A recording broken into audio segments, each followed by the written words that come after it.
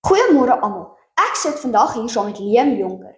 Liam is onlangs tydens die interskole swem as die beste onder 11 seun swemmer aangewys. Hallo Liam. Liam, kom vertel ons bietjie meer. Is jy die enigste kind of het jy enige boeties en sissies? Nee, ek is nie die enigste kind nie. Ek het 'n sussie en sy het 'n swemtalent. Liam, mens oefen lekker hard, maar soms kan die senuwee bietjie deurkom op die dag van die wedloop. Was jy senuweeagtig voor die reisies? Ja, ek was verseker baie senuweeagtig. Wat is jou gunsteling slag om te swem en die afstand?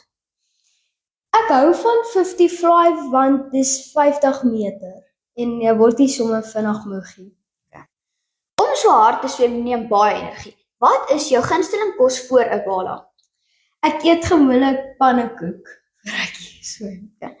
Baie dankie vir jou tyd en dat jy ons toegelaat het in 'n kykie van jou gala dae. Mag jy nog baie hoogtes bereik. Dankie Liam.